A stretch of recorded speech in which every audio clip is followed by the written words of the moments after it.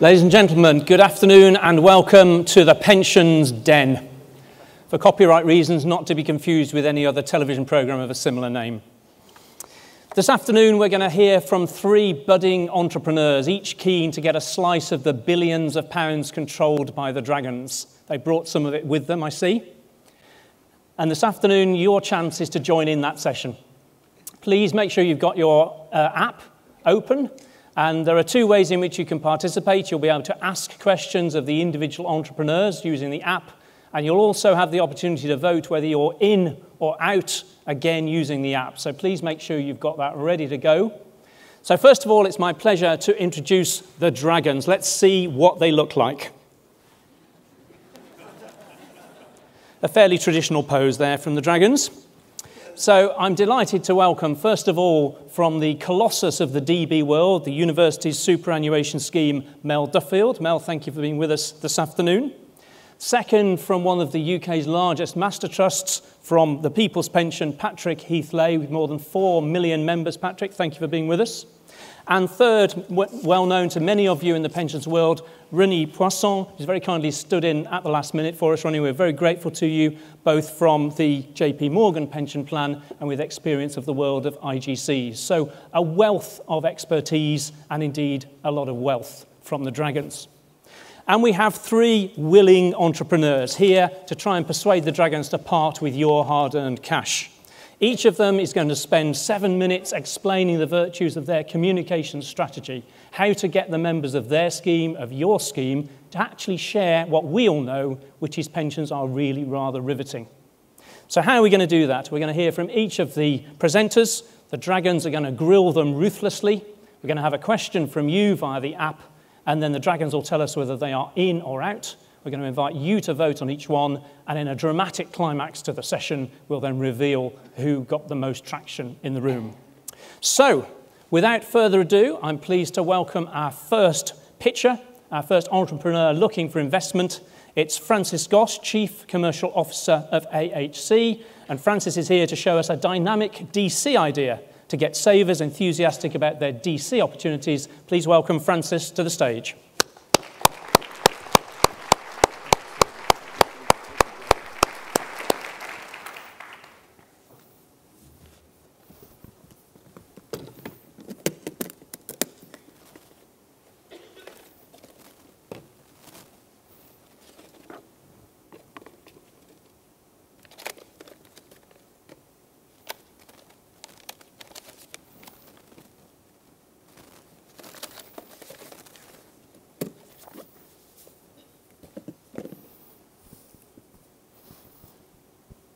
Good afternoon, Dragons. My name is Francis Goss. I'm Chief Commercial Officer at AHC, and I'm here today to ask for £78,000 investment for a 100% share in a strategy that will engage with your standoffish DC scheme members and make them super engaged scheme members. Before I get into the detail of the pitch, I thought it would be helpful to bring along a disengaged standoffish DC scheme member.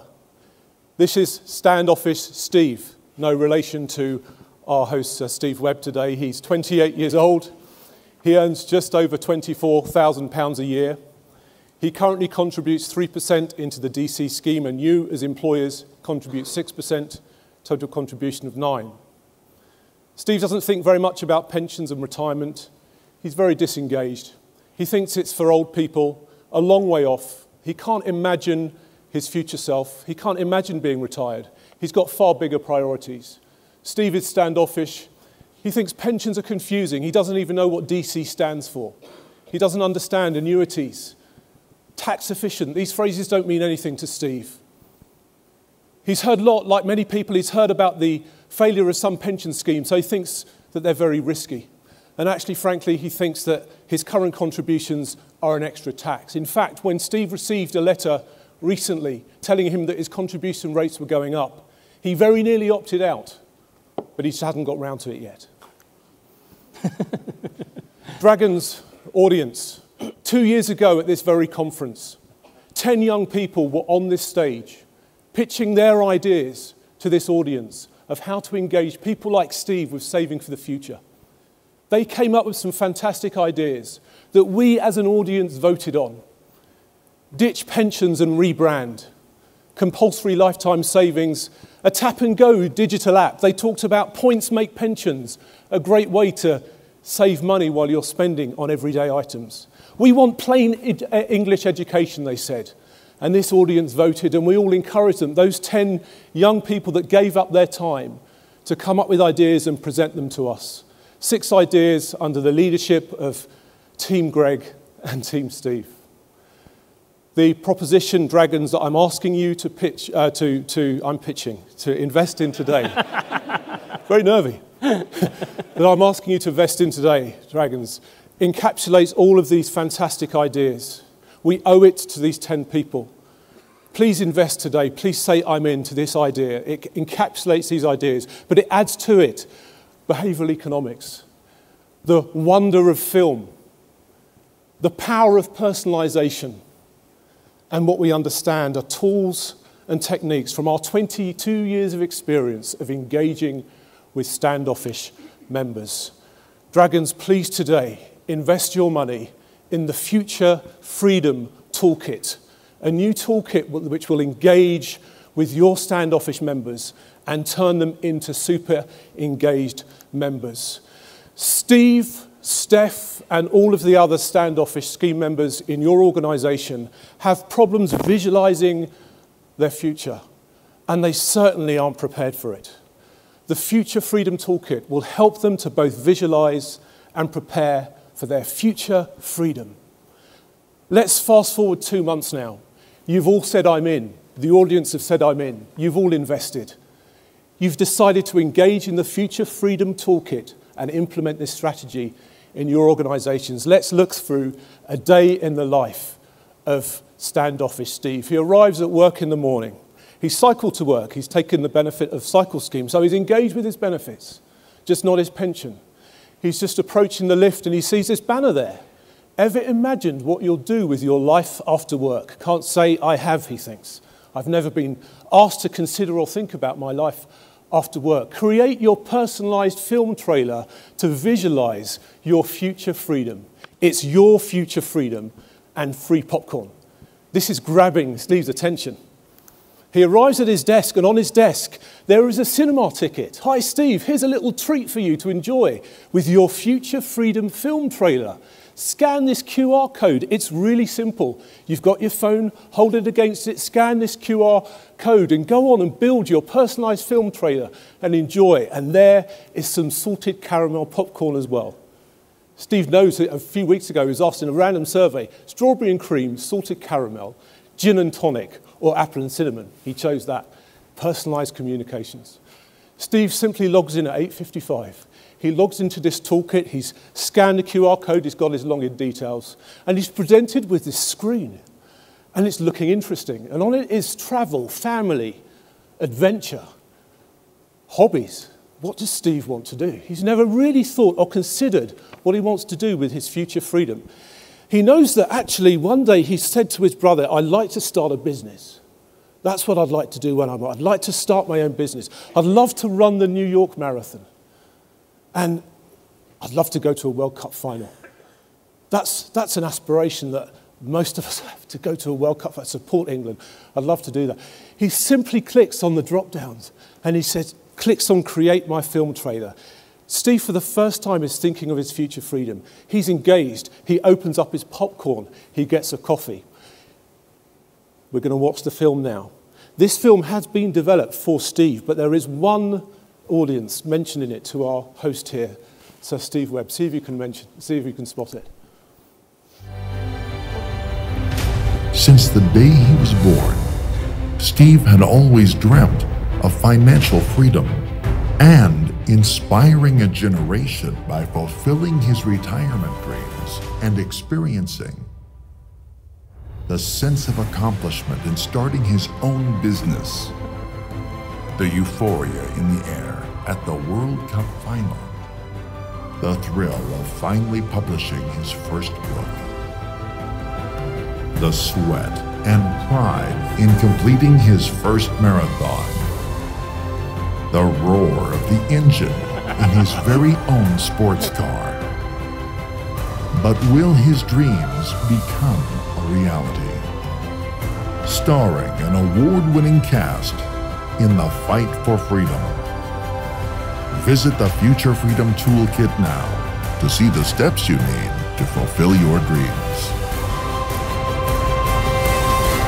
Steve's Future Freedom, coming soon. Steve is intrigued. For the first time, Dragons, he's thought about his future freedom. He's engaged with it. He's imagining it.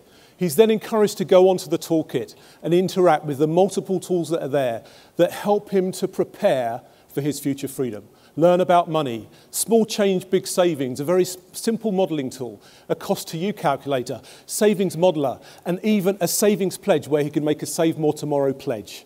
And finally, savings mentor, sending him little nudges like a savings personal gym, sending him little nudges to keep him engaged in his savings. He clicks on one. He's never understood the cost to him versus what's invested. He never realised that it just costs £42 for £150 to go into his pension. He never understood that.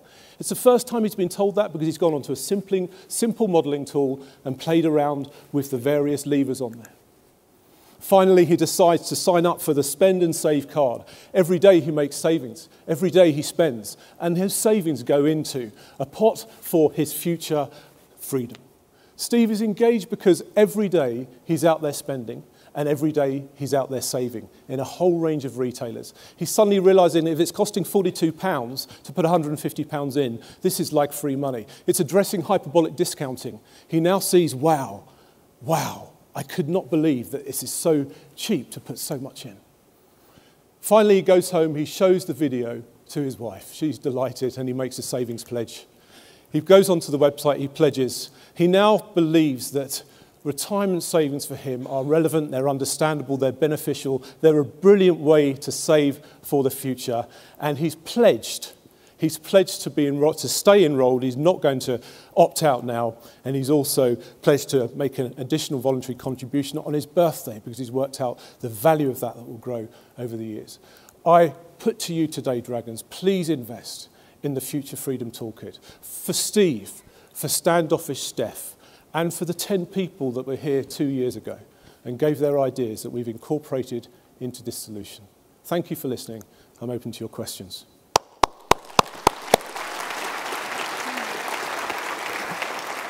Thank you very much, Francis. A reminder to all of you that you can ask your question by using the app. We want some quick-fire questions just while Francis is schmoozing the dragons over there, giving them a bit of virtual reality. As we're tight for time, Francis, I'm going to stop you there. Mel, I could see your face, all the dragons looking very fearsome. What's your question for Francis? Thank you, Francis. Really enjoyed that. And I think one of my challenges would be around 2 words, delayed gratification. I can see that you've tried to address that through some of the spend and save initiatives. Yeah. But is there also just a big reality check here that Steve is going to go on? He may have heard the former pensions minister talking about buying Lamborghinis. When he puts his aspirations in and he does the cost calculator, he's actually going to find his aspirations fall quite far short. He's mismanaged his wife's expectations. Is there a downside risk it's actually going to drive up opt-out rates? That's a really good point, and we've given a lot of thought to that. So the aspirations we saw there were just examples for the purpose of this pitch. There's a whole range of aspirations that we've collected from members like Steve. They can conclude anything from walking a dog every day. So we're going to build into that some very, very simple and straightforward animation and film there that just gives them a sense of, I'm free now, and I'd like to do this. It's about getting them engaged with what they're going to do in their retirement. So while some of those examples were very aspirational, actually we've built in a whole range of things that are just build a tree house for my grandchildren. Okay, Francis, thank you very much. Some quick questions from Patrick. Again, good engaged, actually, presentation there. I'm assuming we're not going to talk about hyperbolic saving in this app. Fascinating subject that must be. In terms of the visualisation, actually, how are you going? Because that was interesting. The visualisation for retirement and putting that into reality is fine, but many people have many different aspirations. How are you going to keep pace with keeping that fresh, keeping that there is something related to the individual that they can really grasp? Yeah, so the beauty of the toolkit is it's fully interactive, but it's also taking the data from the multiple people that are using it. So we're going to build a massive database of aspirations that people were looking to achieve in their retirement. The whole thing about any digital tool is you can update things very quickly. So as soon as somebody's put a new aspiration in there, it will appear in the drop-down and it will be there for people to choose as well. So the great thing is that we can also use nudge theory to say that 42% of your colleagues have also committed to doing this or looking forward to doing that. So we're looking forward to taking all of those ideas and presenting them to those standoffish Steves and Stephs and saying, take your pick. Francis, that's great. And a very quick question from Rene, if we may. Well, I suppose I have some concerns about the business model here. £78,000 for 100%, so it's not so much an investment, more of a distressed sale on your part.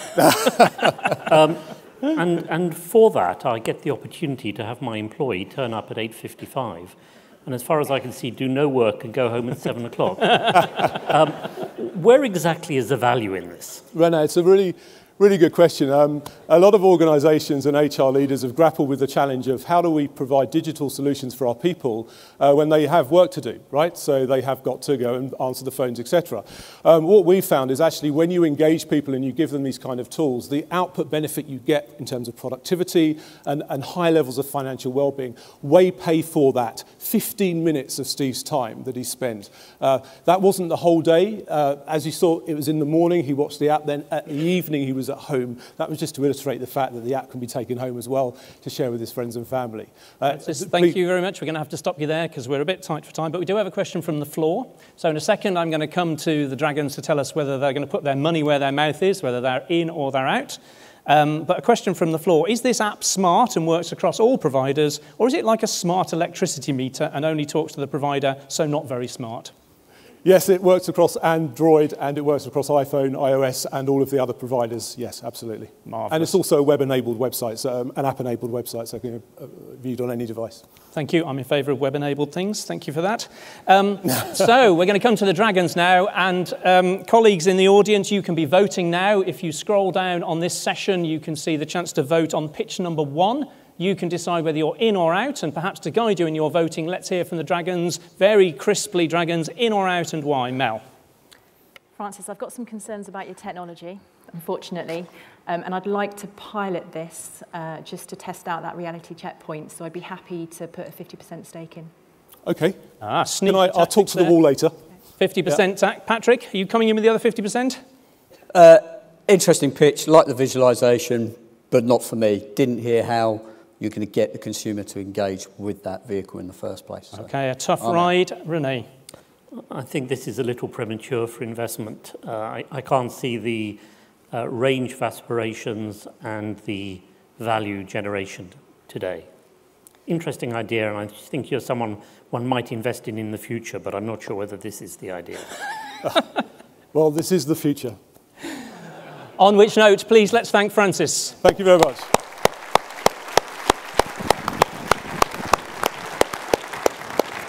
Fantastic presentation there from Francis, despite the grumpy response over there. So we now have a second pitch. So once Standoffish Steve, I'm not sure where that one came from, but Standoffish Steve has left the stage. We now have a second presentation. And now the issue that we're trying to address here is trying to persuade people to consider their future. Pensions seem such a long way away. How are we going to get people to take that thing that doesn't happen for decades and care about it today? To tell us, please welcome Vince Franklin from Quietroom.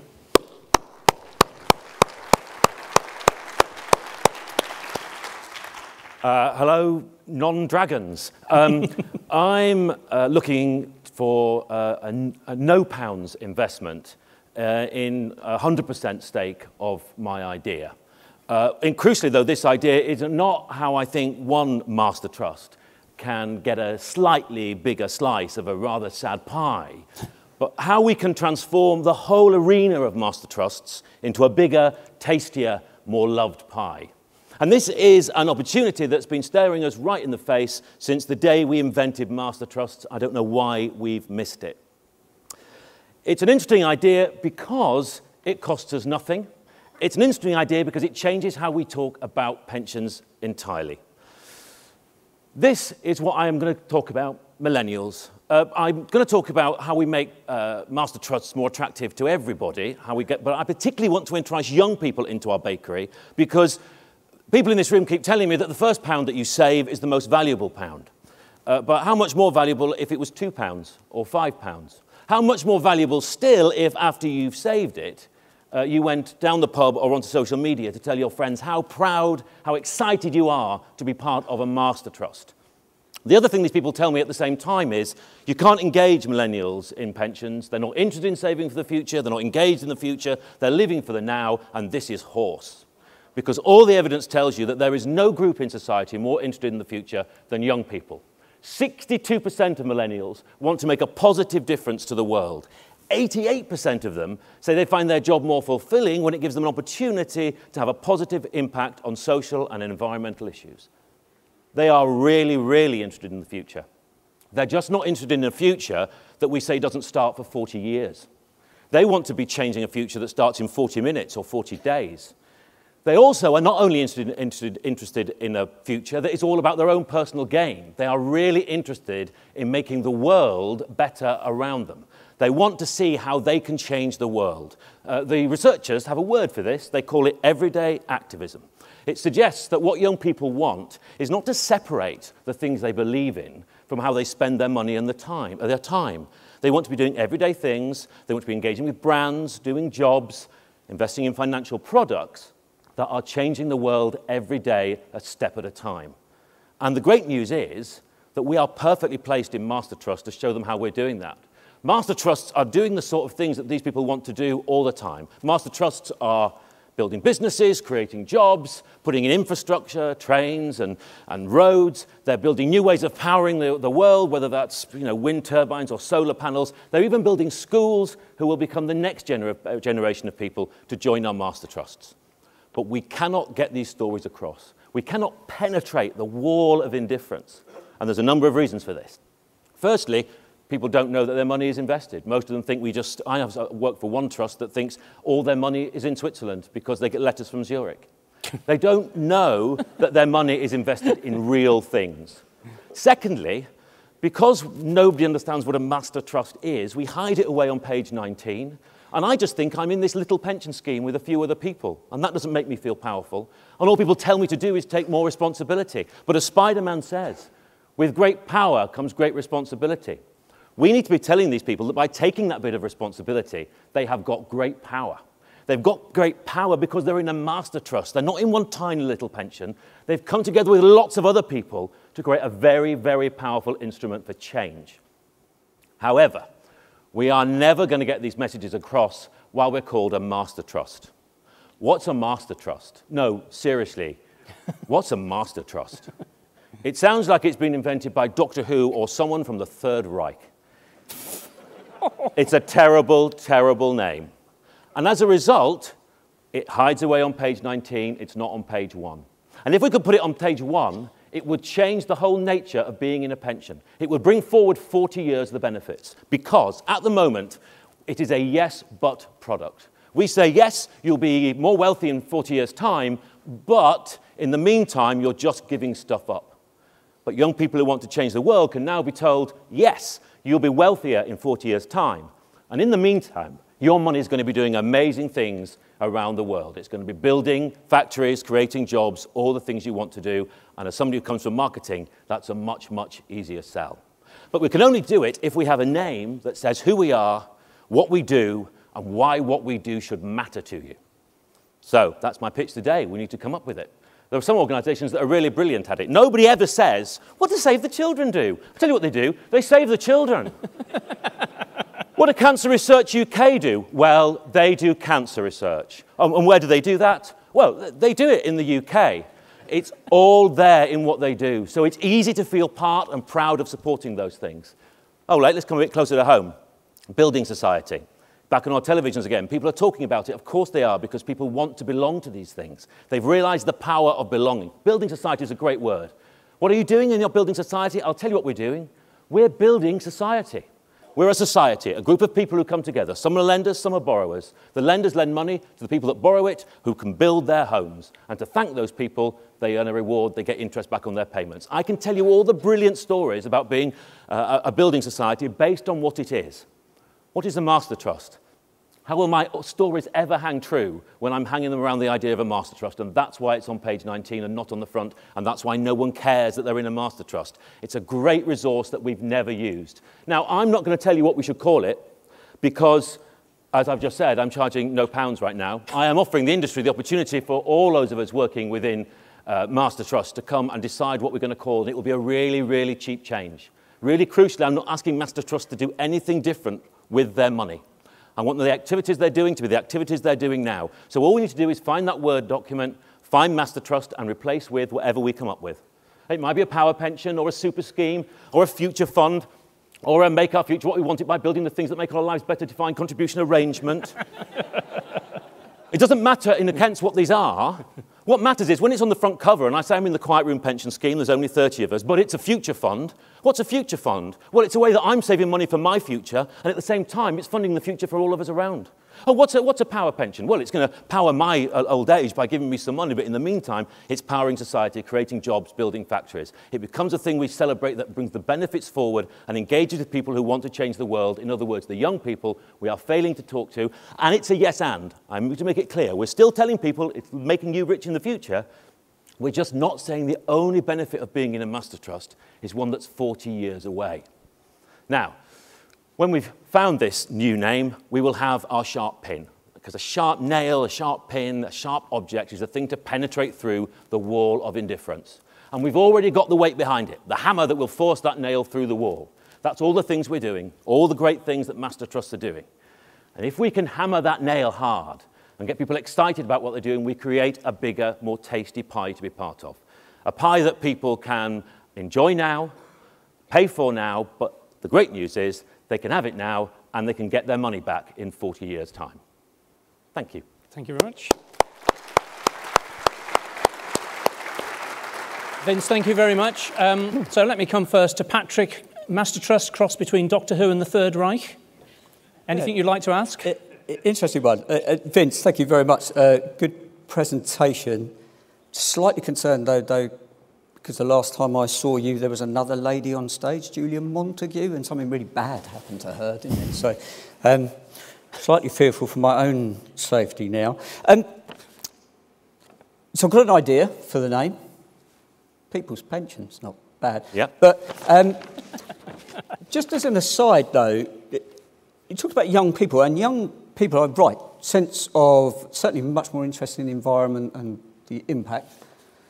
Bit of a statistic, though, from a survey not too long ago, 2,000 under 45 said they'd rather clean their own bathroom than clean up their own finances. So how are you going to get them out of the bathroom? What's the hook that you're going to get into this? How do we deploy this name? It's a hook that charities have understood for a long time. Oxfam made multi-millions of pounds. They raised millions and millions of pounds by getting people to give goats at Christmas. We all did it, a goat or a camel or some chickens.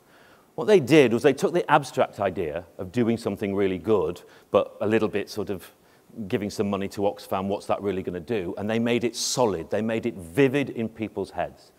So if we change the name of Master Trust to something that resonated and allowed us to tell stories about how we're creating jobs, building schools, building hospitals, building factories, all the things that young people want to do, that is our hook, because it allows us to tell stories. And earlier they were saying, you know, that YouTube, 7 hours a day, my kids are on their phone looking at YouTube. They may not send information around about how their pot's gone up or whatever.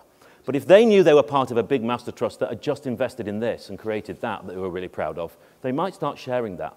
They'll start sharing information that makes them excited about being in a master trust, not only excited about something that might happen in 40 years' time, but all the small print says it's not guaranteed. Vince, I'm going to wind you up there, bring on our next dragon. Just a reminder, you can be submitting questions via the app. You can also be thinking whether you're going to be voting in or out. But Rene, a question for Vince, please. Well, it's refreshing. It's the first time in my time as a dragon that I've been asked to invest at an appropriate value for what I'm getting. Nothing for nothing.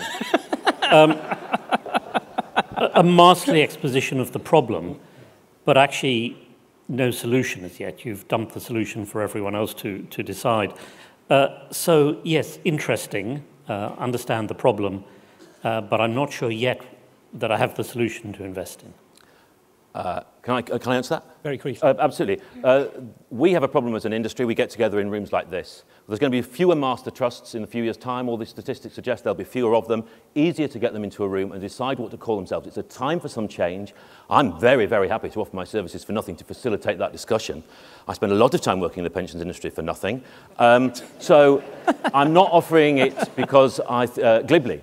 It's a very sincere offer that we need to make change that allows us to engage with people. And it's not true that a rose by any other name would smell of sweet. It smells good because we know all those brilliant words that we associate with rose. And if we had a really great name for Master Trust that was better than Master Trust, we could find it much more easy to get people to give it a sniff.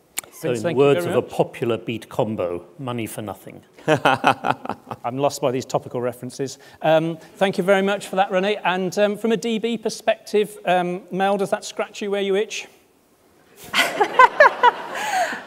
Vincent, I've got some concerns about your evidence base here. So firstly, the survey results you presented, if you flip those on their head, that suggests that 38% of millennials don't want to make a positive No, it doesn't suggest. No, it doesn't, because this is a survey in which I've shown you the people that said yes, they want to. The 38% may have just been indifferent to it, or and actually, there's other information that says they're also prepared, which I didn't put forward, to part with money for it. The Nielsen survey from 2015 says that 40% of young people will actually buy a product that they believe is better for the environment, even if there's no benefit to them and even if it costs them more. So it's not just that they're interested, they are prepared to forego things to do something. Just to stop you there, they say they're interesting, that's a survey result. My scheme's got quite concrete evidence of members saying they want something and they'll do something and they don't do it in practice. So my challenge is, what evidence have you got that this would actually work in a pension scheme context? Well, my evidence is that the vast number of young people who are joining political and social movements, the biggest uptake in joining charities, joining pressure groups that we've ever seen. But I think it's important to say that, as I think I threw out, that this is a yes and. I'm not saying to stop telling people that this is a great way of you having more money in the future. What I'm saying is, to those people that are indifferent about it in the meantime, this is a way that you can be excited about being part of it now, that you're doing something really positive while you're providing for your own financial future. Vince, thank you very much. If you wouldn't mind turning this way, we're spinning you around. We've got some questions from the floor. Thank you to the satirist who suggested People's Pension Investment, or PPI for short. Someone's put, isn't the People's Pension doing this already? I think that's a McClymont, I think it says somewhere down there. And the question we've got here from the floor, what impact does the comms budget have for all of this on member outcomes? You're going to spend a lot of money rebranding and all of that. I don't think it is. It's not about spending a lot of money rebranding, because at the moment, we don't ever talk. It's an untapped resource right now. It's a free word that we've got somewhere that only alienates people. If we changed it for a better word and left it where it is, it would begin to provoke the question, oh, I'm part of a future fund, what is that? And this will lead to us moving it to the front of our brochure, which we're still producing all those brochures. Somebody joins, the website gets updated. This is not about spending vast tracts of money on new photography and glitzy things. It's about starting a conversation with young people about what it means to be part of a future fund, a people's pension, that allows them to feel proud to be part of it for the 40 years when there is no other benefit than being part of it. Vince, thank you very much. Now's your chance to vote using the app on pitch number 2. I'm going to come to the Dragons now. Nice snappy verdicts, if you would. I sense you may not find that difficult, but let's take the same sequence there. So, Patrick, are you in? Yeah, absolutely agree with the sentiment that showing people what they save and the results of what they save and making that tangible so they can see how that gives back to society. Absolutely in with that. I think the business model might need tweaking a little bit on the basis that it's free and I've got the name, I'm in. No problem. Rene? Yes, on the basis of a no-cost investment with some possibility of an upside, I can't see any downside to this investment. Excellent, very price-sensitive Dragons here. Mel? For me, it's a bit gimmicky. I think the plan lacks financial credibility in terms of how you'd roll it out, so I'm out. Well, mixed verdict. Vince, thank you very much. Thank you.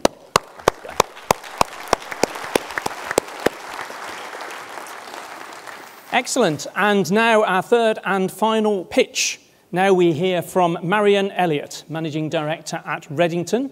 And Marian's going to demonstrate for you a delightful DB communications idea that should keep savers engaged with their schemes. And I'm going to step back at this point.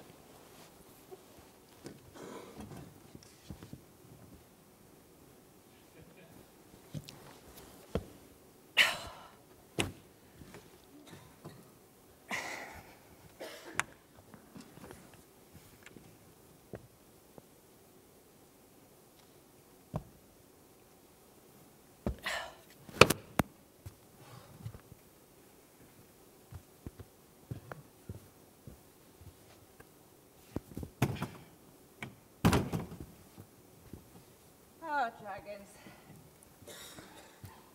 We've had virtual reality, guy from the bodyguard.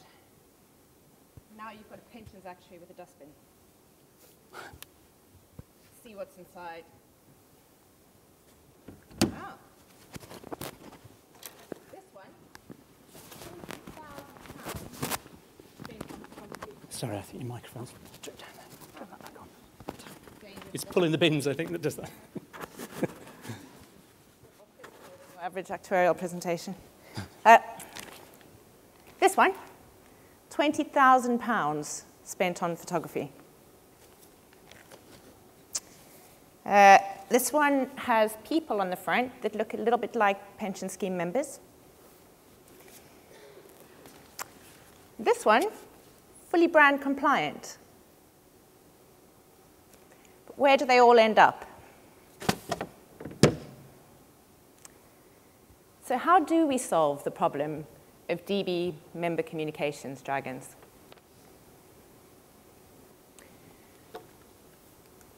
This is a big deal.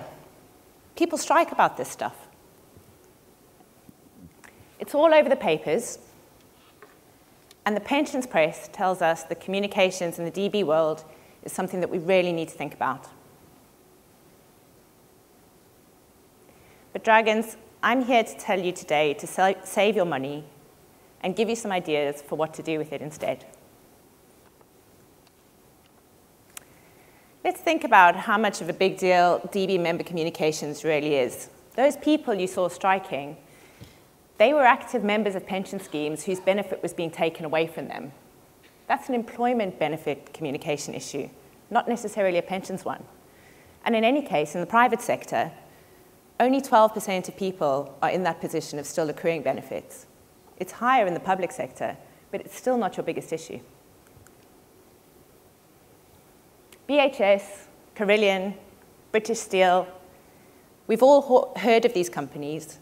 They were large-scale corporate collapses that impacted the security of hundreds of thousands of members' DB pensions.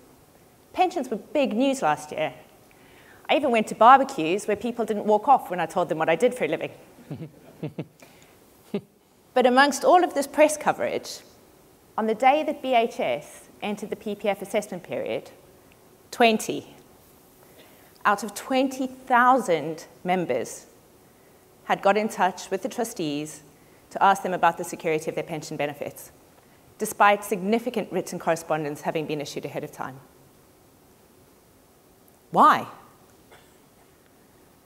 Do DB members not care about their pension scheme benefits? We thought we'd ask them.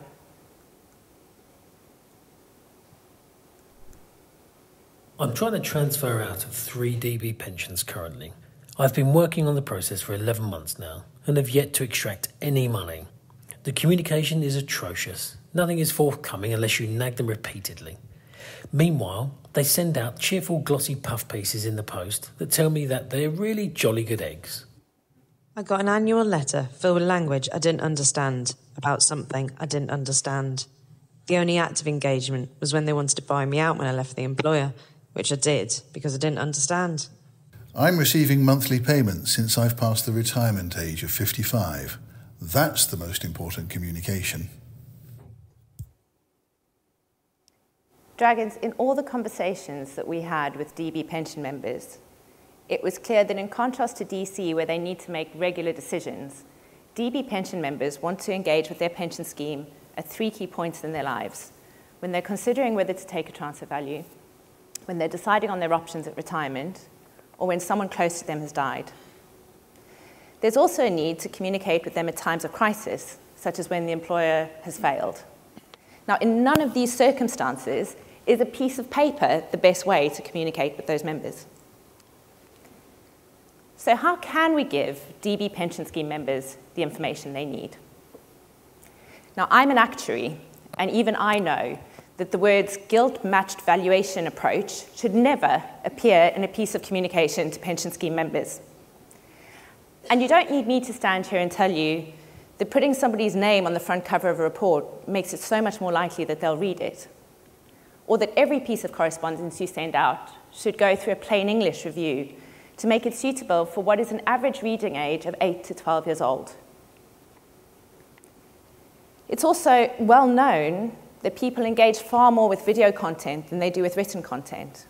But what you might not know is that this stuff is not expensive. Dragons, you can spend less money sending out really simple compliance correspondence on a single piece of recycled paper and use an online tool to type in information about people's benefit statements, and out pops a personalized video talking them through their options for almost no money. And what about online?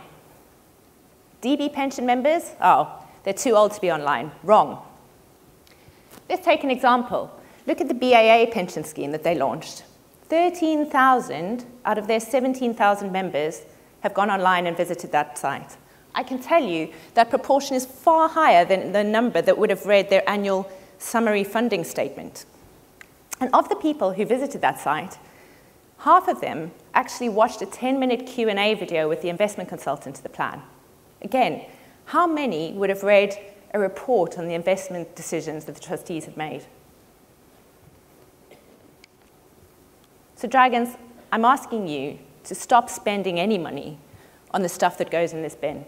Make it simple, keep it cheap, go digital as far as you can, make use of smart technology to keep your costs down, and what should you do with the savings? Administration, administration, administration. Your pension scheme administration service is the front face of your pension scheme. That's what people experience when they engage with their plan. Pick up the phone, be a mystery shopper, and experience what your members do when they try to get information out of their pension scheme administrators. Getting this right is absolutely key to your member experience. But what was the number one thing that DB pension scheme members said they cared about when we talked to them about correspondence? Receiving their pension in their account at the end of every month. And how can you make sure that happens?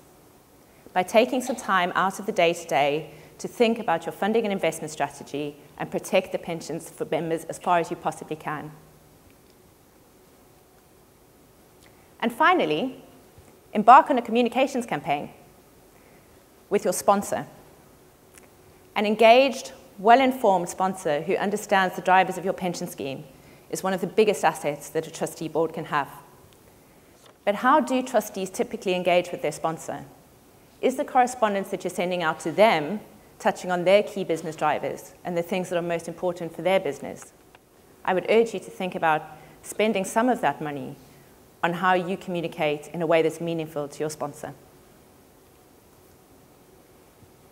So what do I want from you, Dragons, today? Spend less on the paper. Get your administration, your strategy, and the engagement with your employer right. In summary, Dragons, it's all about people, not paper.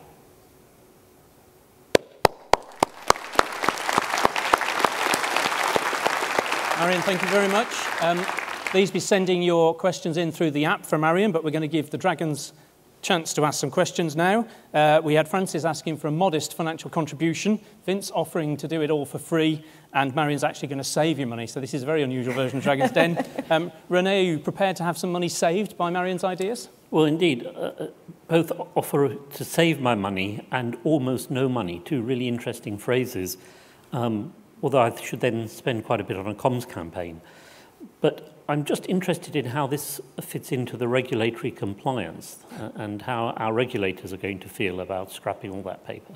Rene, I'm absolutely not saying that you should do anything non-compliant. What I'm saying is do the compliance piece on a piece of recycled paper as simply as you possibly can and recognize that nobody reads this stuff in reality.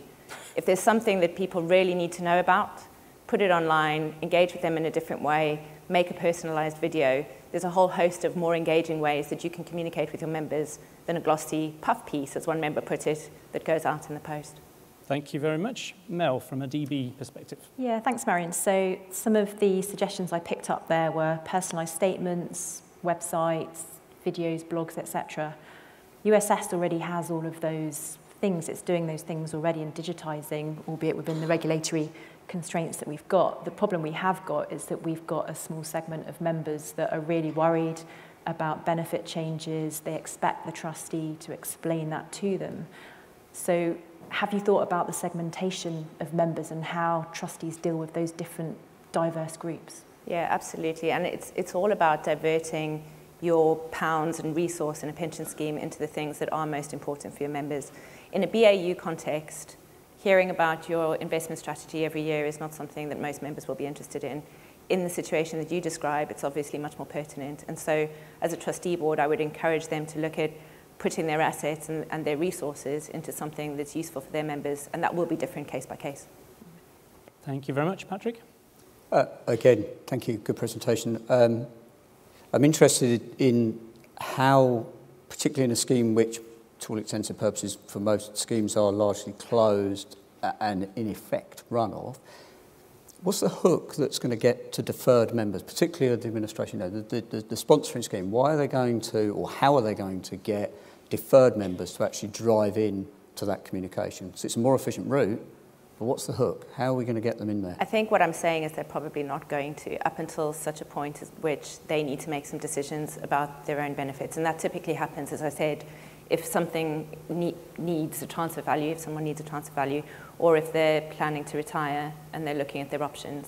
So what I would say is recognize that you're probably not going to be talking to those deferred members up until such time as they approach you with a need. And at that stage, make sure that they have somebody proper to speak to, like your pension scheme administration, and that they have access to correct records so that they're getting the correct information about their benefits when they need it. Marian, thank you very much. And if I can share with you a question from the floor. Sorry, it's very confusing, isn't it? So we've got a couple of questions. I think this might be slightly rhetorical. The question, what do the pension regulator representatives in the room make of the reality that nobody reads any of the stuff they make us send? I'll perhaps, if anyone wants to wave at me to answer that question. But another question for you, Marian. Is a well-produced video really going to cost less than printed material? Yeah, genuinely. There are so many apps now out there. I suppose it depends what you mean by well-produced. You're probably not going to see the same level of video quality as the first presentation, but something that talks members through their options in an easy-to-understand, logical flow, absolutely. Marian, thank you very much. So now's the chance, just while you wait for us a second, if you would. So now's your chance to vote in the room for pitch number 3, whether you are in or you are out. And I'm going to invite the Dragons to tell Marian their verdict. So Rene, let's start with you. Well, Marian's persuaded me she doesn't want my paper, so I'm out. I thought my heart was pounding for a minute when you picked up your money then, Rene, but I should have known better. I've been with a pub. Can I have it for the administration service? Lovely job. Mel. I'm going to be in Marian, not because I think necessarily my scheme needs it, but I think there's an opportunity there within other schemes, and I'd like to encourage that kind of best practice. Thank you. Very positive response there. And finally, Patrick. A good idea. I'm slightly worried about the regulatory angle, and I think it's, in the absence of cost for me, is a concern, and whether this is really a trade-off between that and increased administration, less engagement, increased administration, whether that will really deliver. So I'm out. All right. Let's all thank Marian. Thank you very much.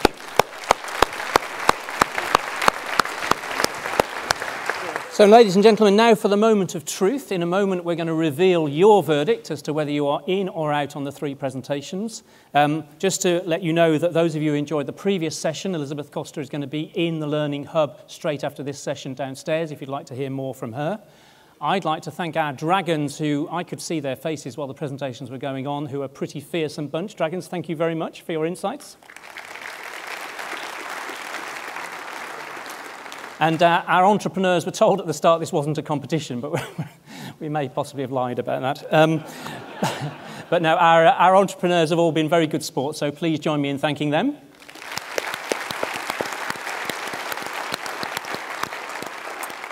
And then, whilst I've been explaining where we're up to, gnomes at the back of the room have been furiously typing your votes, recording your votes, and they're going to present them onto a slide which will appear any second now.